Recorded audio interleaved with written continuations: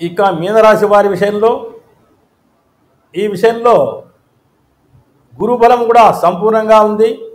శని ప్రభావం వలన కూడా కొంత మిశ్రమ ఫలితాలతో ఈ వారంలో వీరికి జరుగుతుంది. శనీశ్వరి ఆరాధన కూడా సంపూర్ణంగా జరుపుకోవాలి.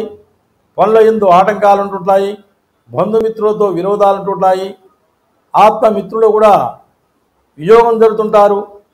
తర్వాత వీరికి కొన్ని విషయాల్లో కూడా ఇంటా బయట సమస్యలు ఎదురవుతుంటాయి. కలహాలు, నేరాలతో కూడా వీరి జీవితం కూడా గడుస్తుంది. ఈ శనీశ్వరుని ఆరాధన కూడా సంపూర్ణంగా జరిపితే విశేష ఫలితాలు వస్తుంటాయి.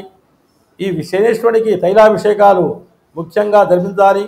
శని త్రయోదశి రాజు కానీ శనివారం కానీ ఈ కార్యక్రమాన్ని జరిపించేసి శనీశ్వరునికి అష్టోత్తరామాలతోటి నల్లని వస్త్రాలతోటి మనం పూజా కార్యక్రమాలు సలిపామంటే నీలపు రంగు పుష్పాలతోటి శనీశ్వరునికి నువ్వులతోటి తైలాభిషేకాలు, శివ అర్చనా కార్యక్రమాలు జరిపించారంటే వీరికి విశేషమైన ఫలితాలు కూడా వస్తుంటాయి.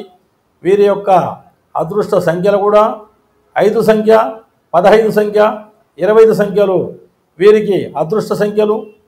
ఇక వీరు ధరించవలసిన దుస్తుల్లో కూడా నీలపు రంగు దుస్తులు, పసుపు రంగు దుస్తులు, తర్వాత బూడిద రంగు దుస్తులు ధరించాలి.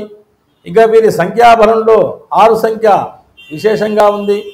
వీరు నవరత్నాల్లో కూడా ముత్యం లాంటిది ధరించి మనశ్శాంతి అలాంటివి కూడా కోరుకోగలరని కోరుతున్నాము. మనశ్శాంతిగా అంటే చంద్రుడు అధిపతి ముత్యముగా అంటే తెలుపు రంగు అలాంటి వాటిని ధరించి మంచి ఫలితాలు పొందవలసిందిగా కోరుతున్నాము. ఇది మీనరాశి వారి యొక్క సంపూర్ణ విశేషాలు.